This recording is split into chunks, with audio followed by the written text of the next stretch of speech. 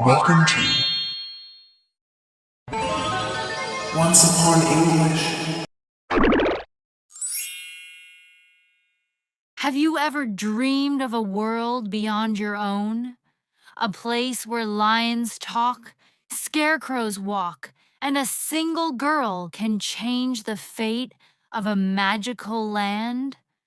This is the story of The Wizard of Oz, told by me, Dorothy Gale, an ordinary girl from Kansas who one day found herself caught in a tornado that spun her into a land beyond imagination.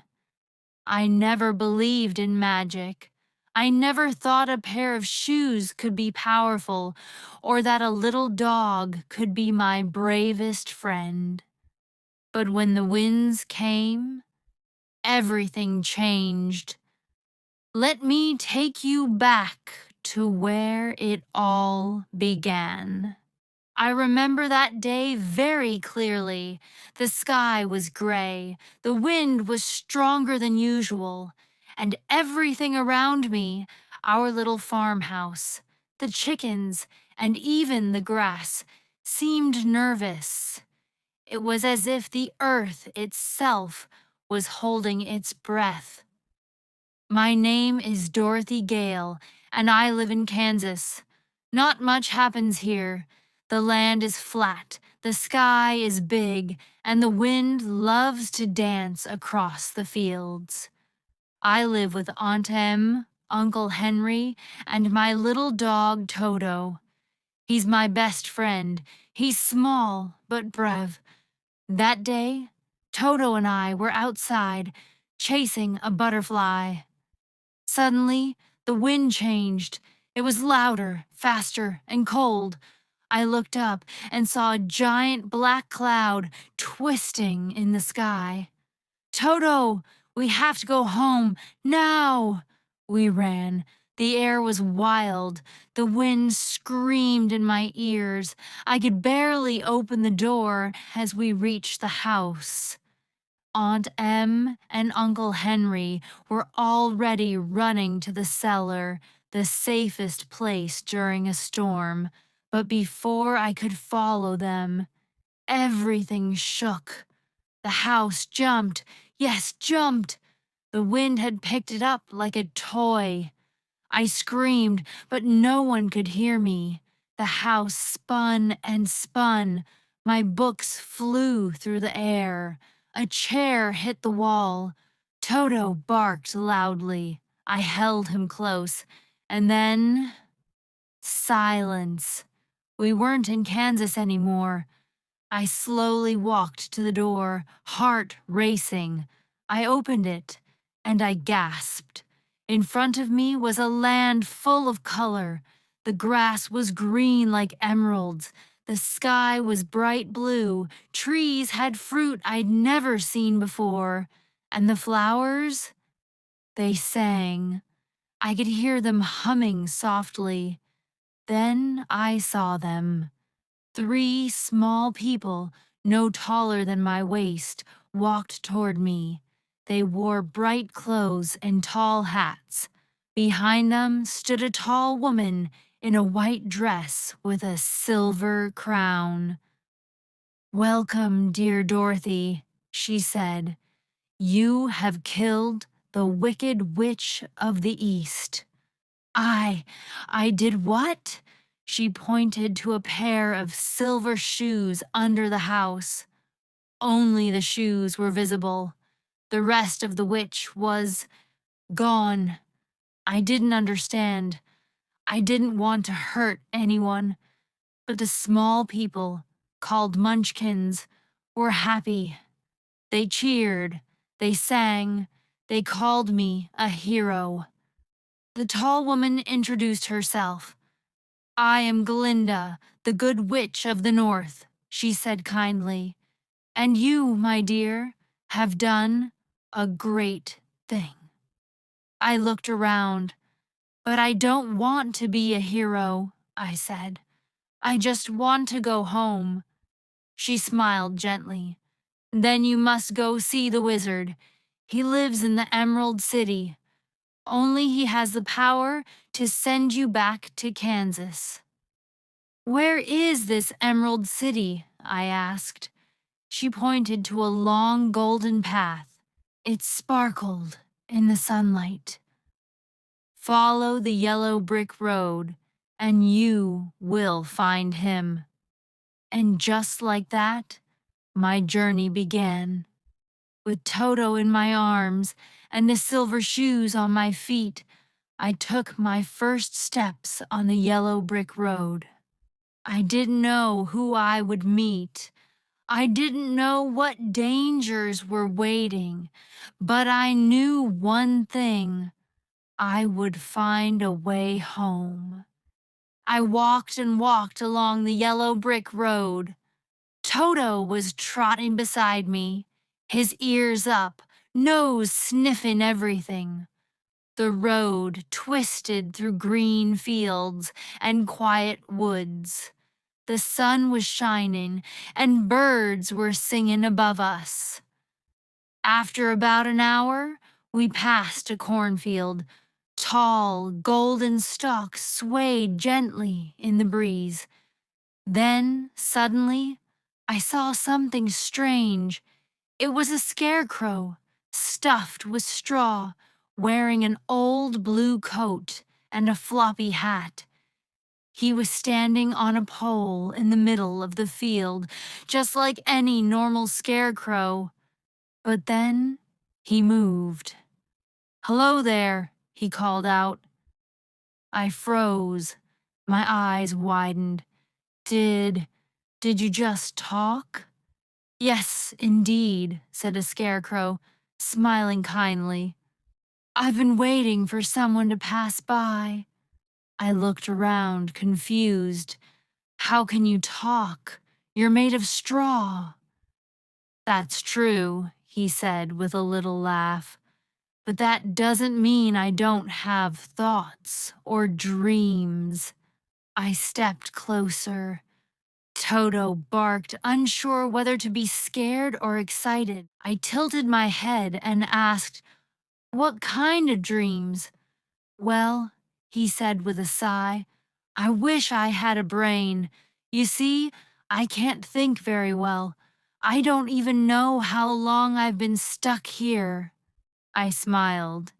"You seem pretty smart to me." "Really?" he asked, hopeful.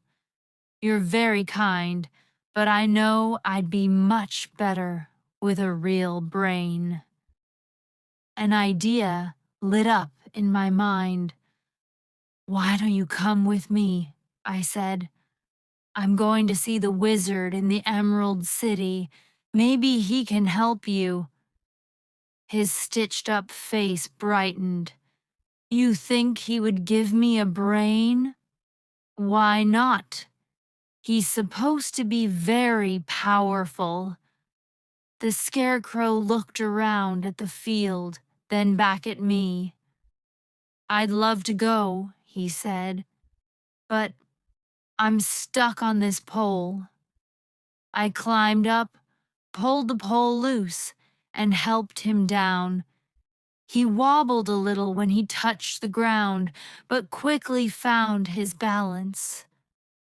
"This is amazing," he said, stretching his straw arms. "Thank you, Dorothy."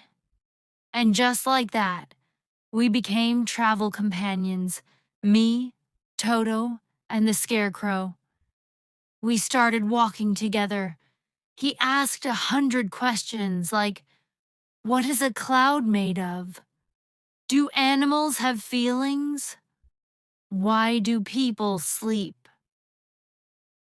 I didn't have all the answers, but we laughed, we talked, and for the first time since the tornado, I felt a little less alone. We followed the yellow brick road deeper into the woods. The tall trees blocked the sunlight, and the air was cooler. Shadows danced across the path as the wind whispered through the leaves. Toto stayed close to my feet, and the scarecrow walked beside me, swaying a little with every step. We were talking about stars and whether they were holes in the sky when suddenly we heard a strange clank. "Did you hear that?" I whispered. "It came from over there," said the scarecrow, pointing to the trees. We carefully stepped off the road and pushed through the underbrush. There, standing completely still in a small clearing, was a man made entirely of tin. His arms were frozen above his head, and an old axe was in his hand. He was covered in rust, and his mouth was slightly open, but he couldn't speak. "Oil can," he whispered softly. "Did he say oil can?" I asked.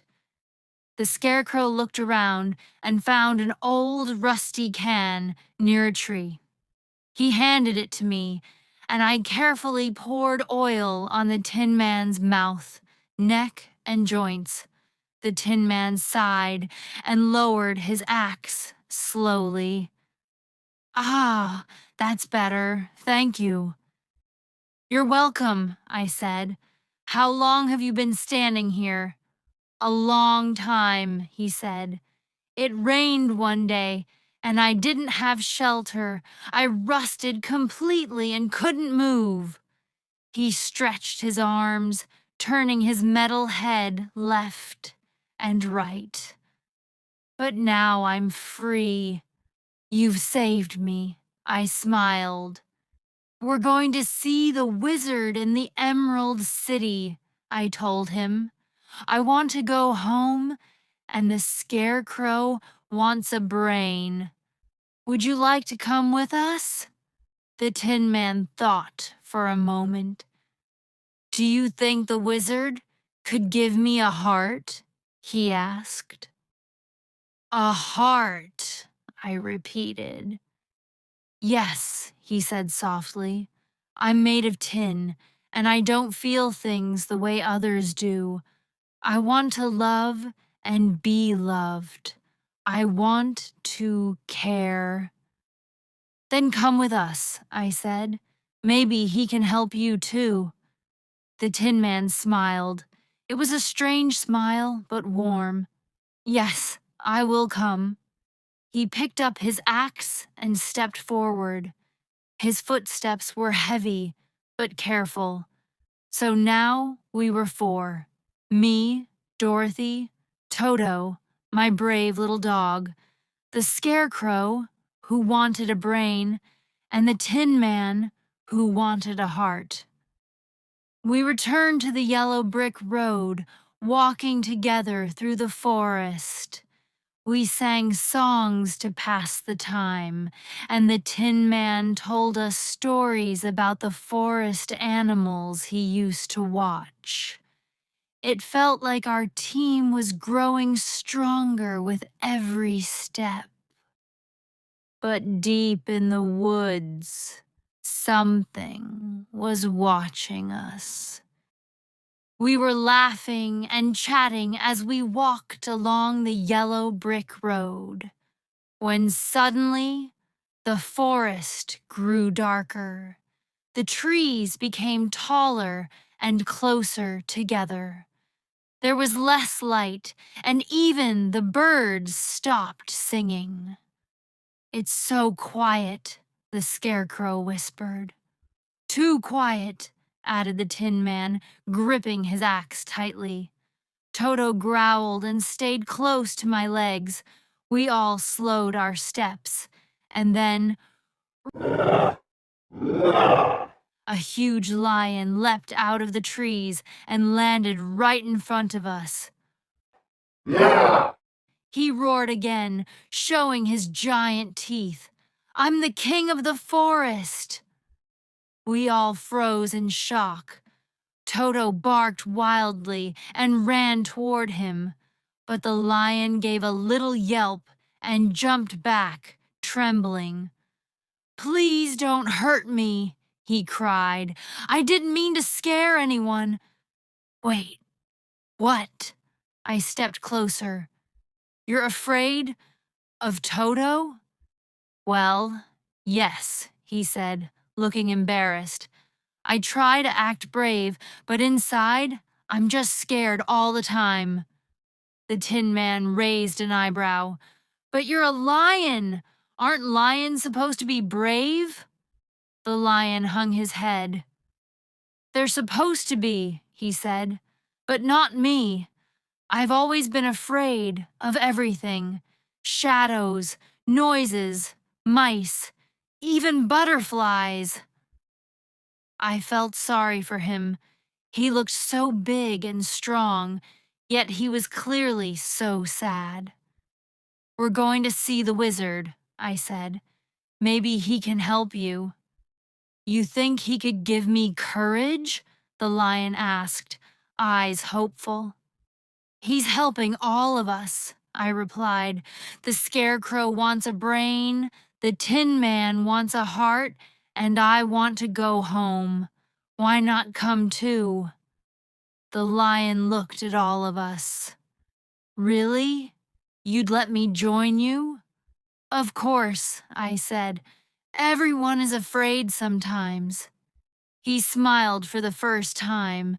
It was a big, toothy grin. "Then I'll come, but can I walk in the back, just in case something jumps out?" We all laughed, and the Scarecrow patted his back gently. "Sure, big guy, you got our backs now." So now we were 5. We continued down the yellow brick road. A girl, a dog, a scarecrow, a tin man, and a cowardly lion. Each of us had something we were missing, but together we were becoming strong. And somewhere far ahead, behind the green glow of the Emerald City, the wizard was waiting. We walked for hours, following the yellow bricks as they curved and twisted through the thick forest. The air grew warmer, and golden light began to shine through the leaves. Just when I thought we were finally out of the woods, boom! A cloud of green smoke exploded in front of us on the road. Out of the smoke stepped a tall woman dressed in black, with a long cloak and a pointed hat. Her skin was as green as grass, and her eyes burned with anger. "So," she hissed, "you're the little girl who dropped a house on my sister." My heart skipped a beat. This had to be the Wicked Witch of the West. "It was an accident," I said. "I didn't mean to—" "Silence!" she snapped. "You're wearing her slippers. They belong to me." I looked down at the shiny ruby shoes on my feet. I hadn't taken them off since I got them in Munchkin Land. "I can't give them to you," I said, standing as tall as I could. "They're mine now." The witch narrowed her eyes. "You will regret this. I'll get those slippers if it's the last thing I do." She raised her long, bony hand, and a bolt of green fire shot into the sky. "Watch out!" shouted the Scarecrow. We jumped back as the witch vanished in another puff of smoke. "That was the Wicked Witch," said the Tin Man. "She's dangerous." "Do you think she'll follow us?" asked the lion, shaking. "Of course she will," I said. "She wants the slippers." "Then we must stay strong and keep moving," said the Scarecrow. We agreed. We had no choice. We walked on, a little faster now and much quieter. Toto kept sniffing the air. The forest felt different, darker somehow. Even the wind felt colder, like it carried a warning. As we marched, I could feel something watching us. Not just the witch, but something else. Something creepy, unseen. But we couldn't stop. Not now. Up ahead, we saw the road begin to rise into the hills, and far, far in the distance, we could finally see it, the Emerald City, glowing bright green under the sun. "There it is," I cried. "We're getting close." We all stood together and stared. The city looked like a dream. But we all knew the worst wasn't behind us. It was waiting, just up the road. We were so close now. The Emerald City shone in the distance like a giant green crystal, and we were all feeling hopeful. Even the lion walked with more confidence. "I think we're almost there," I said, smiling at Toto, who barked in agreement. But just as the road began to dip into a wide valley, we came across a breathtaking sight.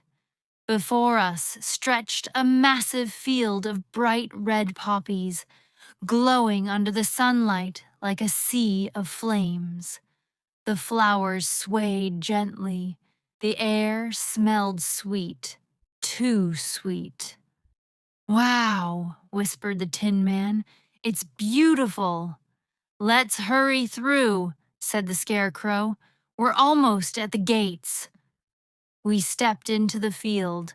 At first, it felt magical. Warm sun, soft wind, petals brushing against my legs. But then, I feel sleepy," the lion mumbled. I looked at him. His eyes were half closed. "Me too," I said slowly.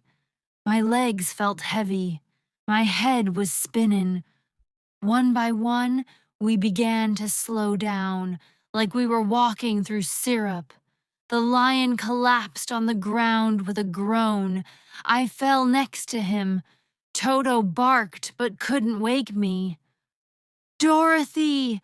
Lion!" cried the Scarecrow, but even the Tin Man was starting to sway. "It's the flowers," said the Scarecrow. "They're cursed." He and the Tin Man, who didn't sleep because he had no heart, dragged me and the lion out of the field and into the cooler grass.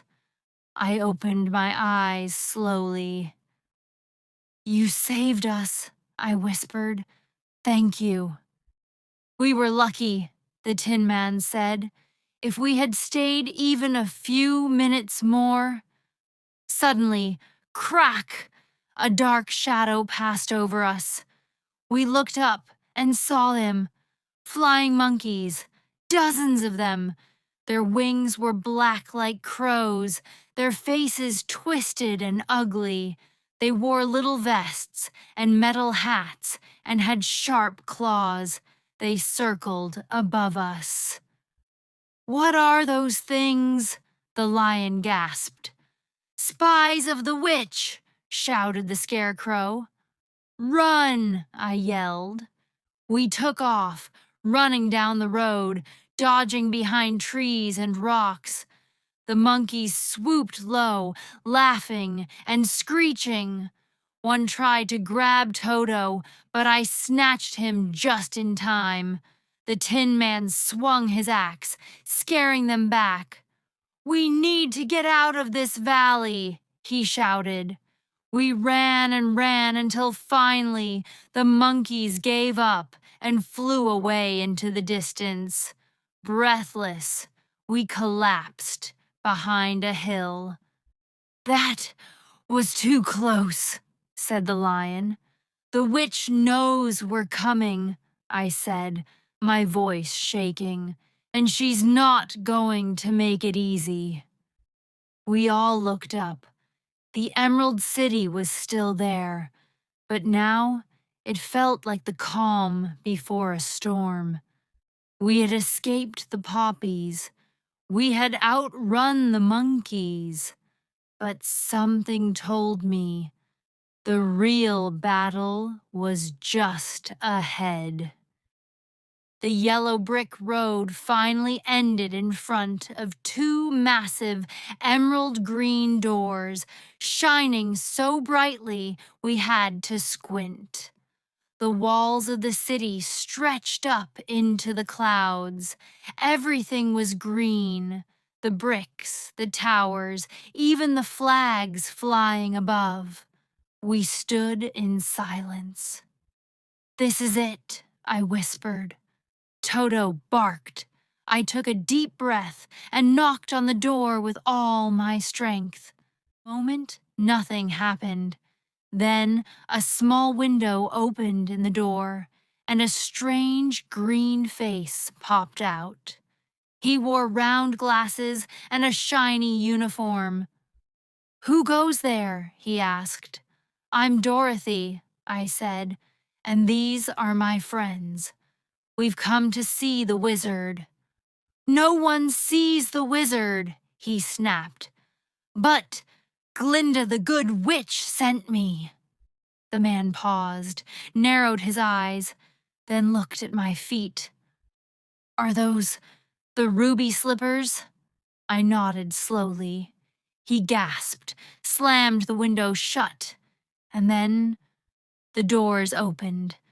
We stepped into the Emerald City, and what a sight it was. Green fountains splashed in perfect rhythm. People dressed in elegant green clothes walked past, smiling. Even the horses were green and sparkled like jewels. "This is amazing," said the Scarecrow. "It's the most beautiful place I've ever seen," I said, spinning slowly in the middle of the road. We were led by the doorman into a tall palace with twisting staircases, green chandeliers, and golden doors. Finally, we reached a long hallway with a velvet carpet. At the end of the hallway was a door taller than a tree. The guard stopped us.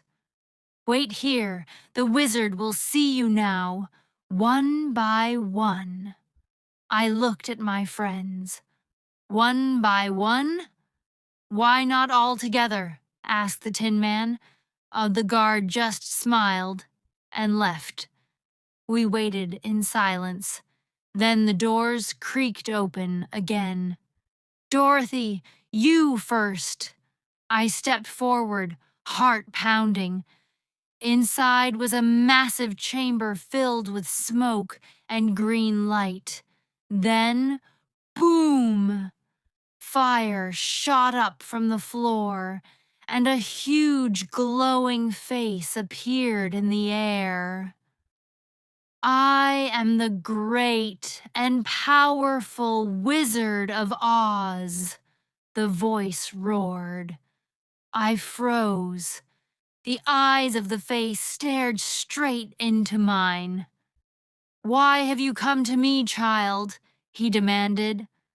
I just want to go home," I said. "Back to Kansas." "And you think I can do that?" "Yes, please." The voice paused. "You wear the slippers. That is a powerful thing." "Then you can help?"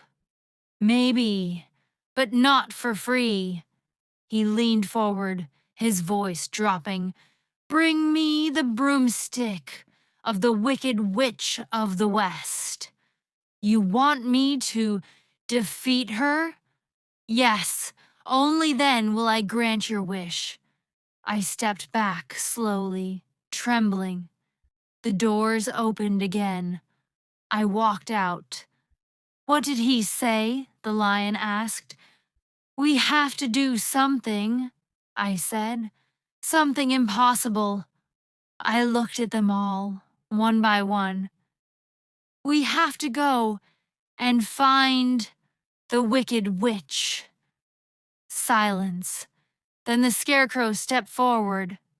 Well, let's do it together.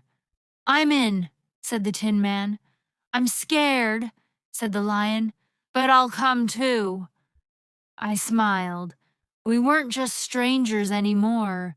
We were a team. And now we had a mission. The sky turned gray as soon as we left the Emerald City. The air was thick and heavy. The grass turned black. Trees stood like skeletons, bare and twisted. We were walking into Winky Country, the land of the wicked witch of the West. Even the yellow brick road was cracked and broken here. This place gives me the creeps, whispered the lion, his tail between his legs. Stay close, I said. We don't know what's waiting. Suddenly, a black crow flew down and landed on a nearby tree.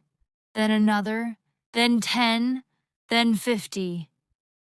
They're watching us, said the Scarecrow, spying for her. Let them watch, said the Tin Man, raising his axe. We're not turning back. We continued deeper into the dark land. The clouds grew darker. A storm was brewing. Then the first trap came. Out of nowhere, the ground beneath the Scarecrow collapsed. I'm falling, he screamed. Grab him, I shouted. The Tin Man dove and caught the Scarecrow's arm just in time. We pulled him up from the pit. She knows we're here, he said, panting. She's trying to stop us.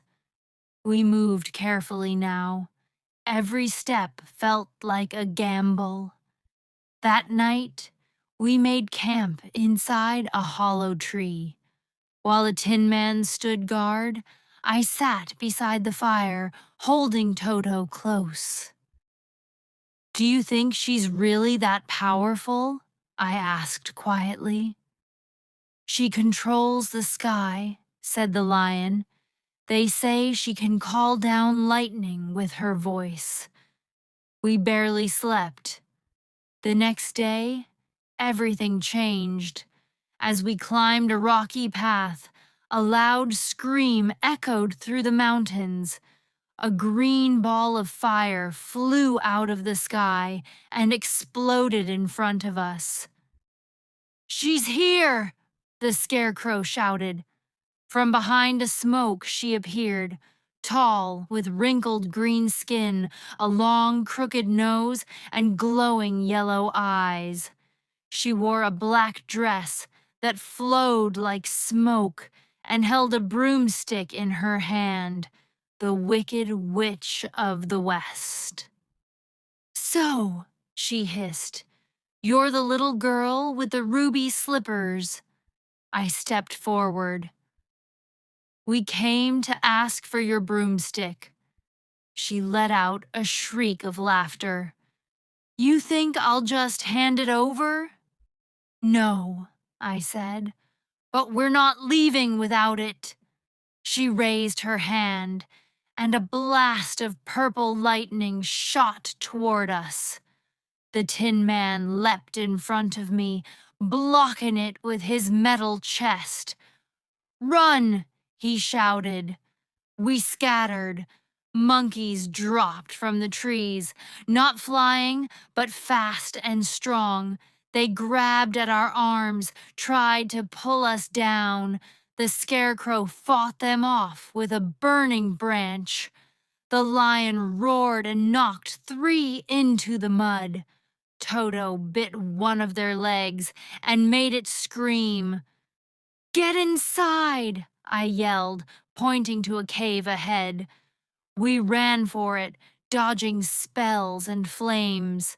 Just before we reached the cave, the witch screamed, "This isn't over, girl. You'll never leave my land alive." Inside the cave, it was cold and dark, but we were safe. For now, we lit a small fire. "We need a plan," I said. "She's too powerful. We can't just walk up and take the broomstick." "We need to trick her," said the Scarecrow. "Outsmart her." "Or maybe we use her weakness," the Lion added. "Wait," said the Tin Man.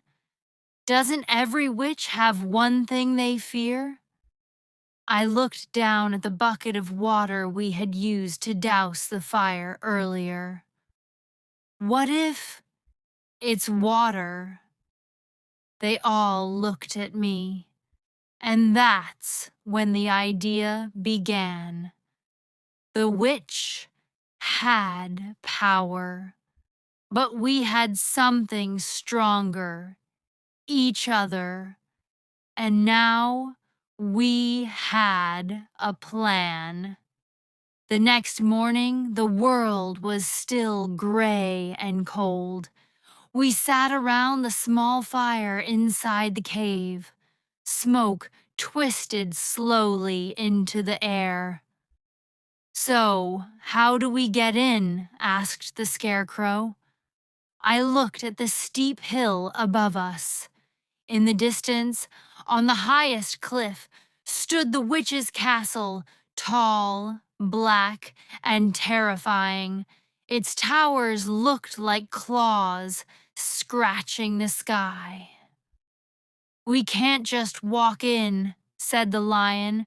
"It's probably full of traps."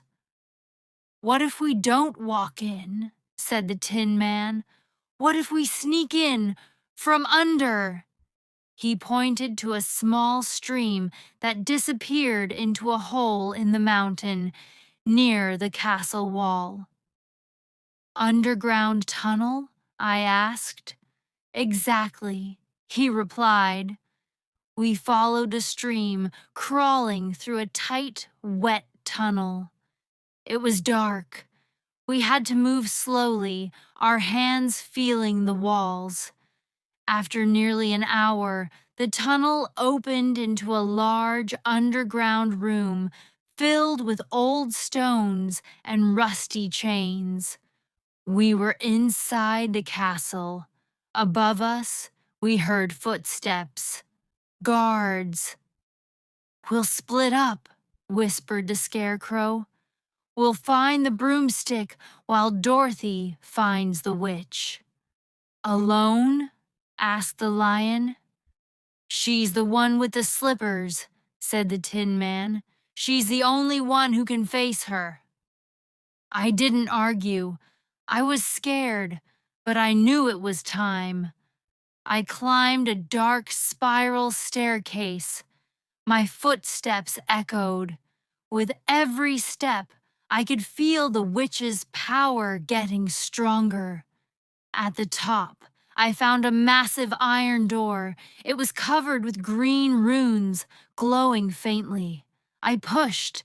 It creaked open, and there she was, the Wicked Witch of the West, sitting on a throne made of bones and black stone. Her eyes burned like fire.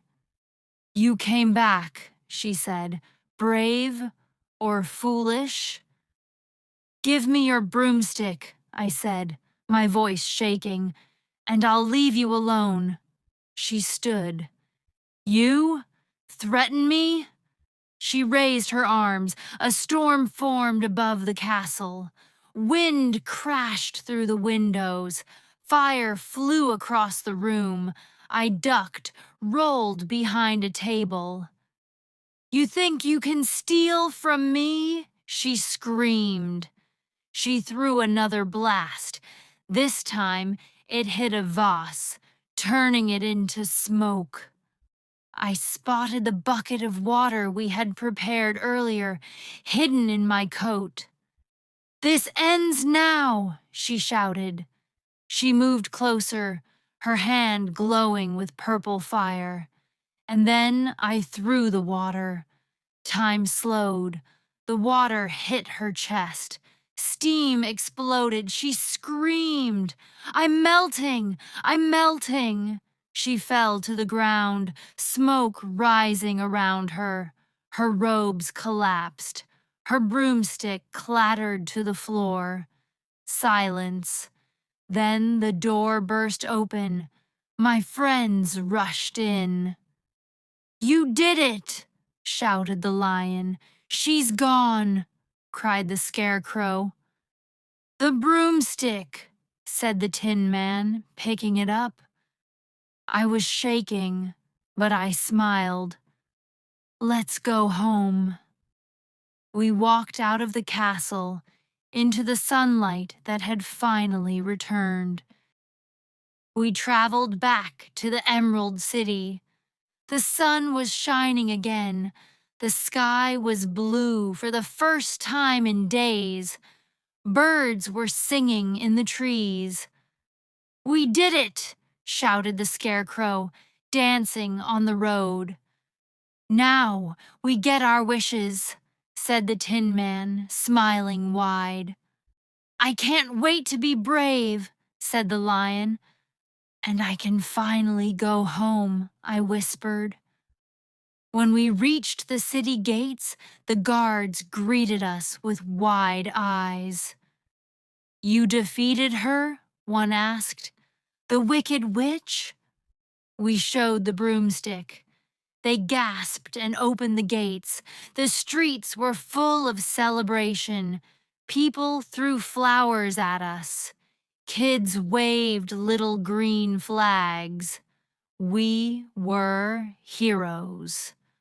The great wizard waited for us in the giant hall. Same as before, flames dancing around his throne, smoke filling the room. "You have returned," his voice thundered. "Did you bring the witch's broomstick?" "Yes," I said, stepping forward. "We did everything you asked.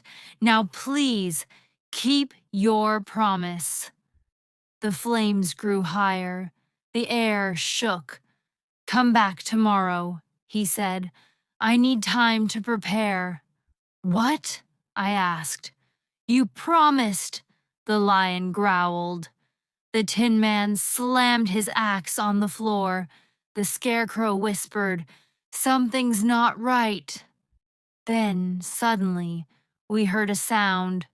Clunk, clunk, hiss.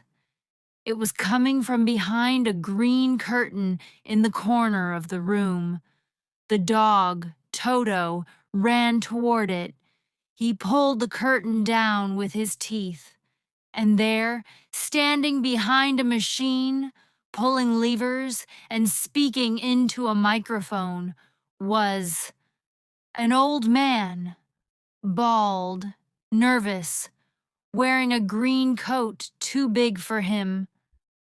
"Pay no attention to the man behind a curtain," he shouted, panicked, but it was too late. We stared at him in disbelief. "You're the wizard?" I asked. He sighed. "Yes, I am." "But there was fire, a giant head. Your voice," said the lion. "All tricks," he admitted. "Machines, smoke, mirrors. I'm not really a wizard." Silence. My heart sank. "So you can't help us?" I whispered. He looked at me kindly. "Maybe I can't do magic, but that doesn't mean I can't help." He turned to the Scarecrow. "You wanted a brain, but you've already shown great wisdom." He gave him a diploma. To the Tin Man, "You wanted a heart, but you've already shown deep kindness." He gave him a small, ticking heart-shaped watch. To the lion, "You wanted courage, but you faced your fears." He gave him a medal of bravery. "What about me?" I asked. You, my dear, he said, already have the power to go home. What do you mean? The slippers, he smiled. They're magic. You just didn't know how to use them. Glinda, the good witch, appeared in a swirl of pink light. It's true, she said. You've always had the power, Dorothy. You just had to believe. I looked at my friends. My heart felt full. I'll miss you all. You're our hero, said the Scarecrow. And you're our friend, said the Tin Man. Always be brave, said the Lion, hugging me. I closed my eyes, tapped the slippers. There's no place like home. There's no place like home. Everything spun, colors danced, wind howled, light flashed. That night, I couldn't sleep. The stars sparkled outside my window like little diamonds on black velvet. The wind whispered through the trees. I lay in bed, staring at the ceiling. Part of me still felt connected, as if Oz wasn't just a dream, as if it had left a piece of itself behind. I turned my head and noticed something glowing faintly in the corner. I sat up. It was a small green jewel, perfectly round, and it was pulsing softly, like a heartbeat. I picked it up. A soft wind brushed across my cheek, but the window was closed. Then I heard a voice, faint but familiar. Dorothy. It was the Scarecrow. Then came another. You'll always be our friend, said the Tin Man. And our hero, the Lion added, his voice warm and bold. Tears welled in my eyes. I miss you, I whispered. All of you. Then Glinda's voice echoed in the room. Whenever you need us, just remember. The green jewel sparkled brighter. Oz lives inside you. I placed the jewel in my music box, and every night after that, I would hear a soft melody and remember, not just the journey, not just the friends, but the lesson that even a simple farm girl can carry magic within her if she dares to believe. Thank you so much for joining us on this magical journey through the Wizard of Oz. Dorothy's adventure has only just begun, and even greater wonders are waiting on the yellow brick road. Don't forget to like, subscribe, and turn on the notification bell so you won't miss the next exciting chapter. Your support means the world, and together we'll keep exploring the most enchanting stories ever told.